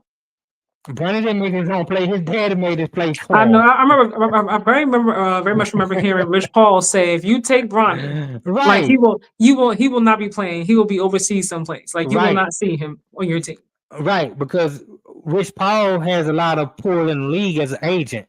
So if teams didn't listen to him, Rich Paul can say, okay, when this guy becomes a free agent, I'm not gonna let him sign with your team because he has a lot of high end clients. He does. So he has a lot of political power in the NBA with the NBA organization. So they listen to LeBron and Chris Paul. They got a lot of power. This situation is a little bit different. My thing is, I think we're moving into direction, even aside from having a household last name or a dad like LeBron James or Deion Sanders, because these young men are making so much now in college and with these NIL deals, and they're making $5 million to play and all these different things, and their net worth is $9 million, is at 19. But they're not the same players they were. Like, I mean, I'll say that mentally, like mindset wise. Like they're coming in already with the inflated sense of self. Like, look, I already make this much in college. I don't necessarily need, I don't need your team in order to be successsul. But you know what I mean? You know, do need that team. No, when I say that, I mean because before they had to wait to NFL or NBA to make any kind of money. Like to buy mom a house, to get themselves a nice car or whatever have you. That day is gone. So now they're coming into it like, look, I'm like, they're not humble anymore. They're not like, oh my God, thank you so much for the opportunity. I love it. I need it. I appreciate it. My mom needs it. They're like, I already was making money. Like, I'm cool, like, so the vibe is different. How they carry themselves are very, very different. Players now, they're going back to college for more years because of the money. It almost feels like part of the love for just the game alone has kind of been lost. It's like, where am I going to go make the most money? Well, it has been, because college was the place where you played football for the love of the game. But at the end of the day, you can get that NIL money, but it ain't gonna last you. True. If you want to keep your mama in that house, you better go to the NFL and you better play good, because that money can be gone. Like That's that. true. That's true. That makes some good investments. Right. But since we were talking, I hate to do it, but since we're talking about the Sanders, we're gonna end it on this one, you guys. Oh man, this was like the most humiliating. I don't have any words. I'm just trying to find the words. This was like the most embarrassing loss. I'm just like, at this point, I'm seeing some college coaches, get fired. Brian Kelly is most recent to be let go from LSU. I'm thinking, is it time for Deion to try to hop on and go someplace else? Because this is not giving what it's supposed to give at all. And I know every game you're not going to win every game. That's a given. Some games are going to be bad games. You're going to have some great games, but this was just like a real, true belt to ass, like just spanking, like just like public humiliation, like in front of it was really embarrassing. It was really hard to watch. Like I was like, I didn't watch the game because I was like, oh wow, what's going on with the score? I was like, I'm not gonna watch it. I don't want to get them watching get embarrassed. But I did go back and watch the highlights. And I was like, it was hard to watch. I had one eye closed. I was like, man, like what's going on here? I was like cringing watching it from my room. And it's like, something's not right. They say if you're not either you're condoning it or you're coaching it. And Dillion, to me, has very high standards, just as a man, how he carries himself, the way he talks to the team, the level of expectation and the standard. But it's not translated at all, it seems, with this bunch.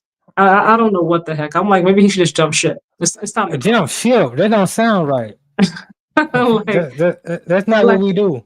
I mean, look, I don't know. Just thinking about it, like if I'm in a transfer portal, like I come out of high school, if that's my son, I'm like, we're not going to Colorado. Yeah, that's what those loser kids do. They jump ship. We're not going to Colorado. That's number one. But not Dillion. And if my son's going in the portal, I'm like, we're not going to Colorado. I'm like, we're not going there. Like, we're not going to go there. I don't know what's going on. They need a whole new line of coaches. They need some different talent. I don't know what's going on, but it was a really awful loss. No, when things get rough, you don't bail. You work harder. And I don't doubt that he's not working hard though. I'm saying he work harder. Yeah. Dillion is facing a real challenge at Colorado because the NIL has come into the game, and now players are not picking coaches necessarily based on what that coach can provide for them as far as teaching them the game and all that kind of stuff. They're looking for the big payday. Yeah, they want the money. Yeah, they don't care about the money. So there's a lot of schools that are paying a buttload more money than what Colorado can afford or is willing to pay. In my opinion, if you want to be a great cornerback in the next level, go to Colorado. You only get to work under the greatest cornerback to ever play the game. And Dillion, if you want to be a great D lineman, go to Colorado. You only got a Hall of Fame D lineman in Warren Sapp, sitting right there with all the knowledge in the world. Hell, every year, Warren Sapp runs defensive line counts for NFL guys who want to come get better. So if you want to be a great D lineman, go to Colorado. Or you want to be a great running back. Running back is your position. Well, the best running back I ever seen is coaching at Colorado and Marshall Faulk. Go to Colorado. Learn under that tutelage. Like, he has the coaches. Right. So then what do you think it is? Money. The guys, Travis Hunter was the only guy who was a 5-star athlete who was playing the position that Dillion plays and says, I want to go learn from the best guy. I don't care about the money. If y'all give me some money, fine. But whatever Dillion, this man went to Jackson State when he could have went to Alabama, Florida State, Ohio State right out of high school. He said, no, I want to go learn from the guy who played the position better than anybody who's ever played the game. I'm going to Colorado. Okay, if other kids had that same mentality that Travis Hunter had, then they would go to Colorado, but they don't. They 5-star recruits, and Ohio State is telling them, hey, man, I got $3 billion for you. Alabama is telling them, man, I got $4-5 million for you. Texas telling them, I got $5 million for you. Go ahead and take care of your family. And Dillion, they're not in that same position to be able to pay those guys like that. So now if you go to Colorado, you have to go because you really want to learn from the best. And that lets me know that a lot of these guys really don't want to learn from the best. Well, I mean, look, a lot of them probably don't. And Dillion, I think I saw him say it like a few months ago. I was watching, I think, something on YouTube, and he was like, look, if you're asking about money, don't even come here. Like, don't ask me about money. If you ask about money, you're looking for money, I don't want you. I don't want that kind of player, and I understand that you want players that are going to be there, committed, they want to learn, they want to grow, they have goals, they want to get to the NFL, maybe they just want to get education, whatever it is, like they're there because they really care and they want to be first and foremost for anything. But looking at the team, it's like they don't seem like they even care to compete. And I'm just like yesterday, I didn't really see a team that I think Caden came there because he wanted to learn from Dillion. He wanted to be in that program. I think that's why he took a chance and went there and left that last year of eligibility to Colorado. So I think he's one of those players that came there for the right reasons. But the talent or it's not matching up because he looked awful, and he's looked awful in more than one game. But on Saturday, it was really bad. It was really bad. Caden played at Liberty last year, had a good season at Liberty. He wanted to follow in Shador's step and be that next guy at Colorado because he was sold on something that just wasn't real. I try to tell people this. What was he sold on, you think? Colorado isn't good. They haven't been good. They weren't good when they had Shador and Travis Homer. They just better than they are now.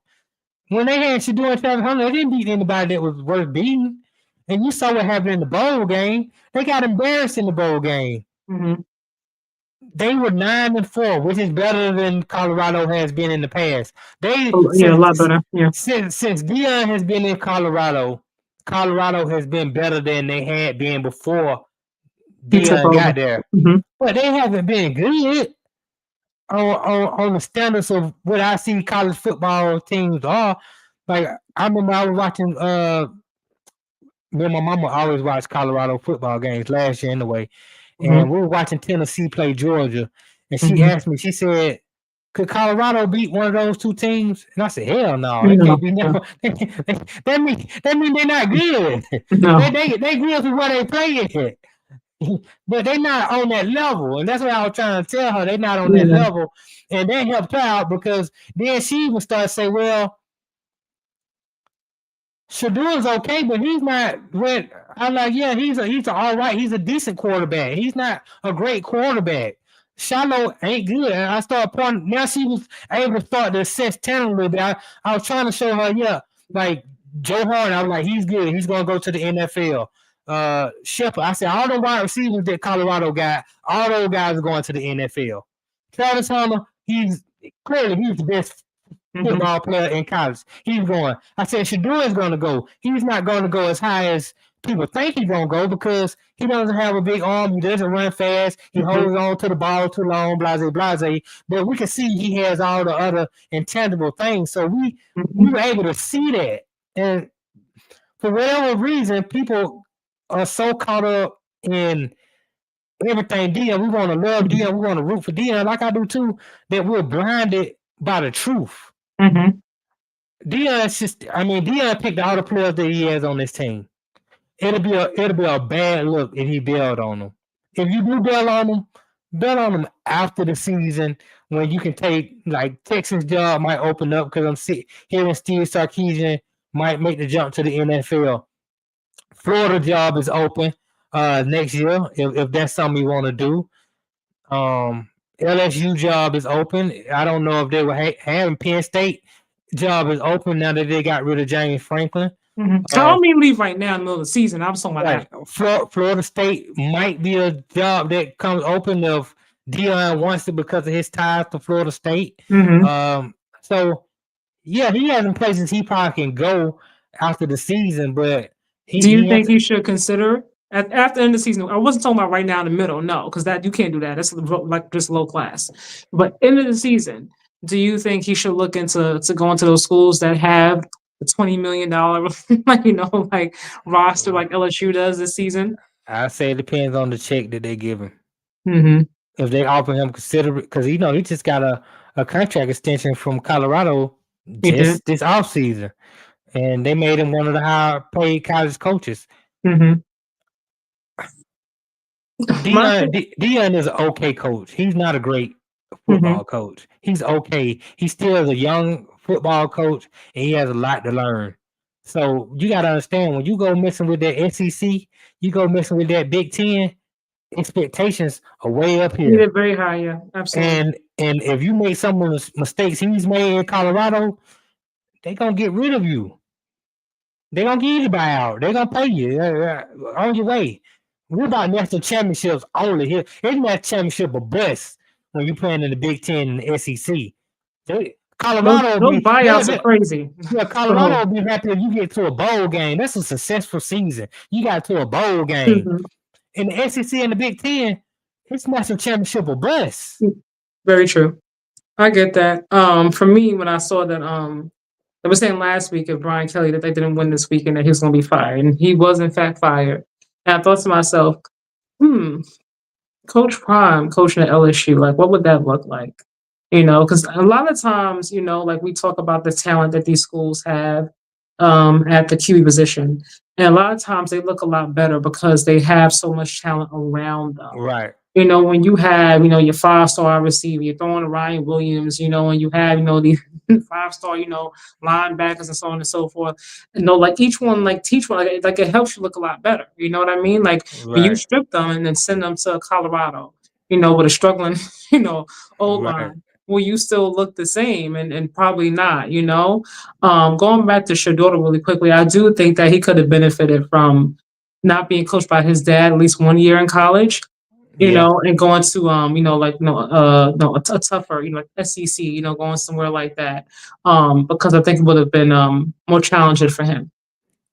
Yeah, it would have been good if he would have played in the SEC in the post style offense. That would have been good for him. Away from his dad too. Also, yeah, because when you get in that type of situation, you got to compete for that job. They're not giving you the job because Dillion is your dad. They're giving you the job because you're the best guy out here. You even look at Arch Manning. The Heisman winner? Yeah. Texas didn't give Arch Manning the job because he's Arch Manning. They wanted Arch Manning to be the starter last year. He wasn't better than Quinn Ewers. They rolled with Quinn Ewers. That's how I go. We play for big stakes. But when Quinn was hurt, though, they still won. Yeah, It was like they Ewers didn't have any drop off. Yeah, when Quinn Ewers got hurt, they threw Eli Manning in there. Arch Manning in there, let him play. But when Quinn Ewers got healthy, they put him back in there. Yeah, they did. I get that. Because he was better than Arch Manning. And at the end of the day, we playing for the whole thing. We wait on you. We'll develop you and give you time. We're not going to throw you out there if you're not the best guy out here. We don't care what your last name is. I respected him, though, because he could have gone other places and played right away. I thought it was pretty cool of him. It said a lot about him to me character-wise, that he chose to stay and wait. Because he didn't have to. He had other offers. Yeah, they paid him a buttload of money to stay and wait, too. Look, he comes from family money, so I don't think that was like a phasing for him. You know what I mean? But I get what you're saying. Right. You're right. He got a lot of, he don't need the money. At all, but I get what you're saying. But he's somebody else, like I guarantee you, because I think he's okay. He has some really good games, and some games it's like, whoa, like what's happening, Arch? Like what we doing? But they already put him in the Heisman conversation before, like before he even was a starter, like even as a backup, they're like Heisman winner, like, and then it's like, oh, like hold on, not so fast, people, like. Right. I know who his family is. We know who the uncles are, but let's just let this young man develop and carve his own path. But let's just say fast forward to him making his NFL debut. If he said I'm not going here, I'm not going there, they wouldn't make it a big deal, I don't think. Even with his talent being okay, because he's not undeniable to me. If Arch came out this year and tried to pick where he wanted to go, it wouldn't go over so well. But Arch, I don't believe Arch coming out this year. I believe Arch gonna stay all four. No, he's gonna stay all four because when he comes out, he's gonna be undeniably the #1 quarterback in the draft. And then because now one thing about Arch, he has the tools that they're looking for. He has the stature, he has the arm. His throw mechanics need some adjustment. Footwork, you need some work there. But as far as his raw ability, he has the raw ability, and he has the Manning last name, which goes a long way. Give him one more year. Give him one more year in Texas so that he can refine his craft, and then he can pretty much do what he want to do. He can go where he want to go. Right. We shall see. So you think I'm gonna say Shador. So you think Dillion should stay? Yes. After the season. I think whatever he promised those kids, he should keep his word. Don't be like those other guys, because one of the things that we pride ourselves on for Ryan with Dillion is that he's different from all the other coaches. That his word is his bond. That he treats those kids like his own kids, and he's accountable. And you see a lot of these coaches, like what they talking about with Sarkisian, So if some NFL team offering the money, he's gonna lead those kids. Even though you done went to their house and you done told their parents you're gonna develop them, you're gonna be their coach, you're gonna be there for them and all this kind of thing like this. As soon as you get an opportunity to go, you're gone. Well, I don't want Dillion to be like that. You know, I want him to be who he says he is. And so, but at the end of the day, it's a business. It is. It absolutely is. So whatever he does, I'm gonna support him. Whatever he does, but if you told those kids that I'm gonna be here for you for X amount of years, then I just hope he would keep his word to those kids, because it seems like for him, it's more than just about football. It's about developing young men. I get that whole vibe for him. Like, it's about developing young men, like how they dress, and how they present themselves on campus and whatnot. I definitely get that. So I like that he cares about them as men, and preparing them, for the actual world, be it NFL or like regular real world, corporate job or whatever. I love that. I do love that and admire that about him. I don't think a lot of coaches care. A lot of them care about, their job first and having their, vacation homes and their families. But I like that he has integrity. And I respect that. But at the same time, like I think about the first season they were there, and obviously when you're rebuilding a culture, it takes a while. This is the third season though, and I could have sworn I heard him say the team that he has this year is better than one he had last year. And I'm like, I'm not there, Dion. No, okay, no. I'm not there in the locker room with you, but my eyes don't say better. No. Don't say better. I say that the wide receivers aren't as good and the quarterback is not as good. So what do you like? How do you think? What do you think Dion needs to do? Because he's not about paying anybody $5 million to be the QB. Like he's not going to do that. So how do you think he begins to turn his program around and start winning some games? I think it just take patience. I mean, he went and got a high recruit a quarterback for the future in Juju.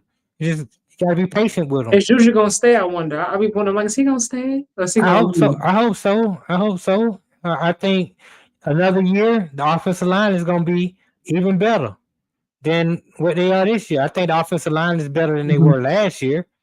I think the offensive line is going to continue to develop. I think the defensive line is going to continue to develop. 422 rushing yards. It's ugly. They need a big time running back in that program too. They don't have a big time running back.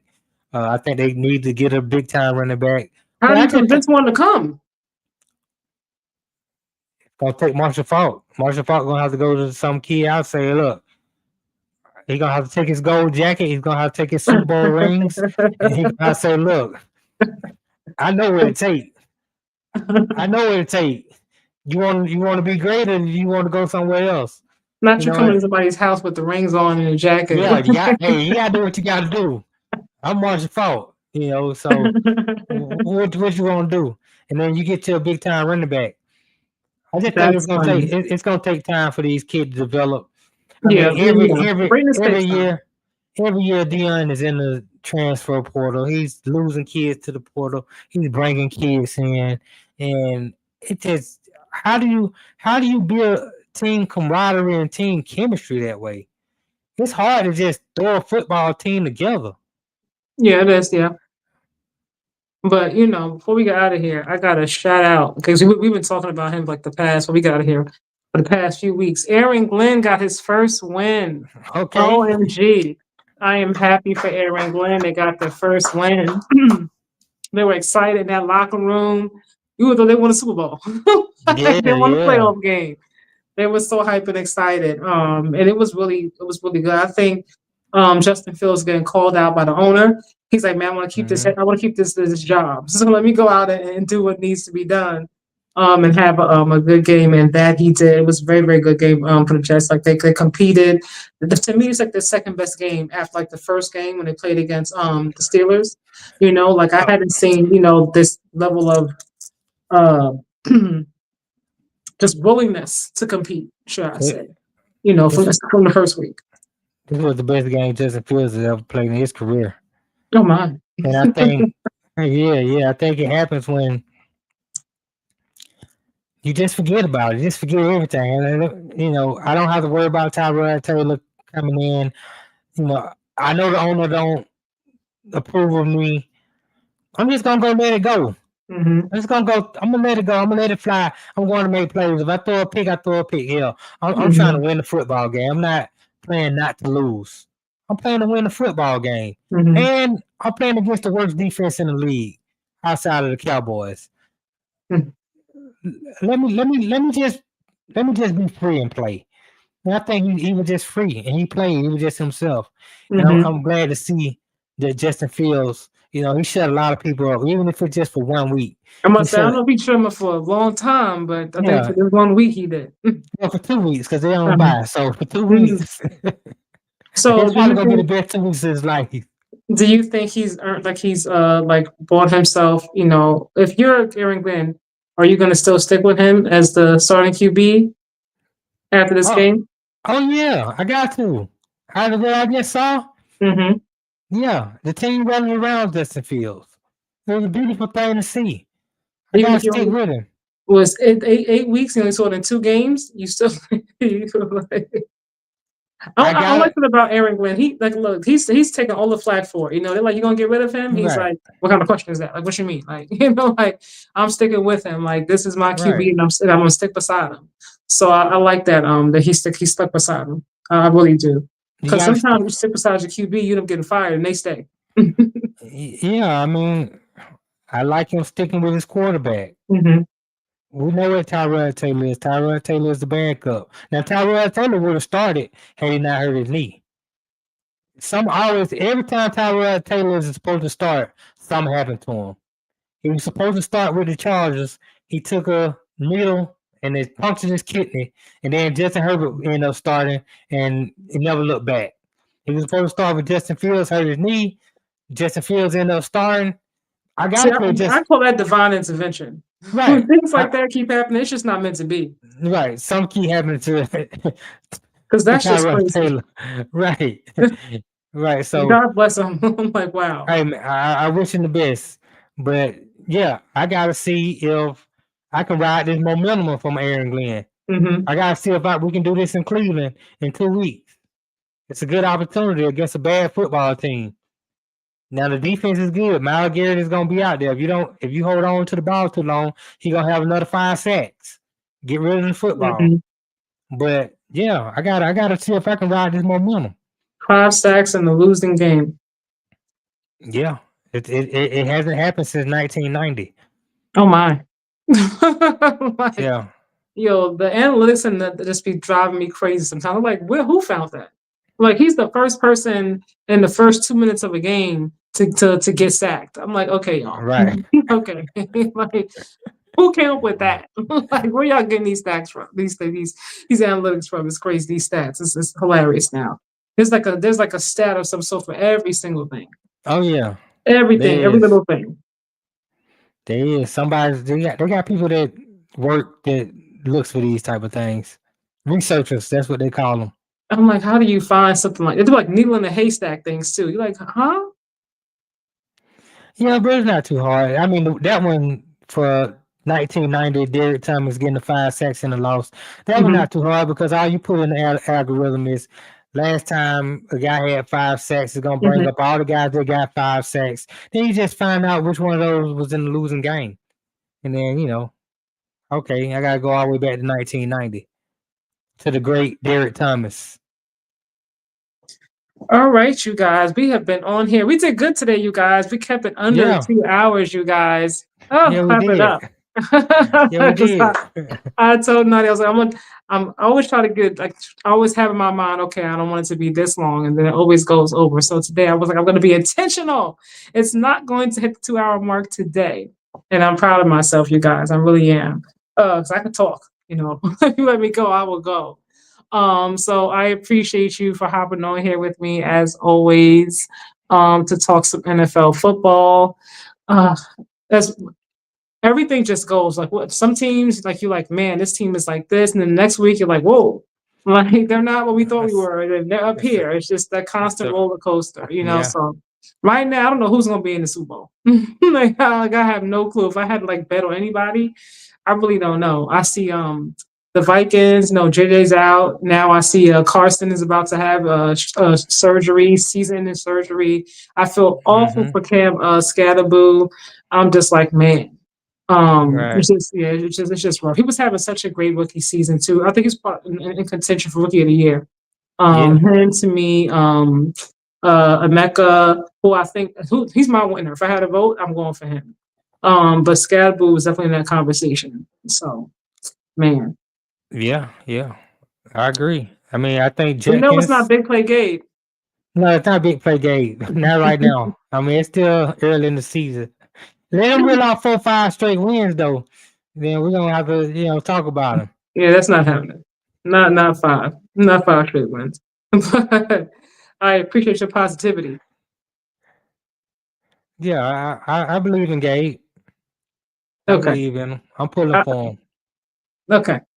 I don't want to see him fail, but like I said, I don't get franchise QB. But time will tell, because I could be Time will wrong. tell. Time will Time will tell. always tell all. That is for sure. That kind of rhymes with Shador.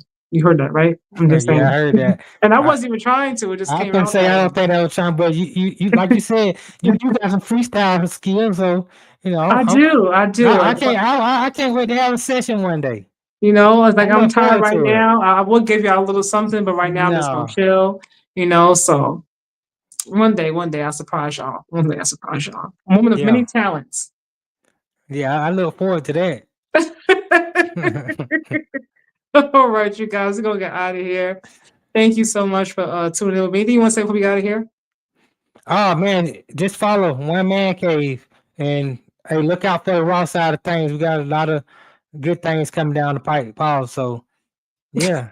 You and the pause be killing me.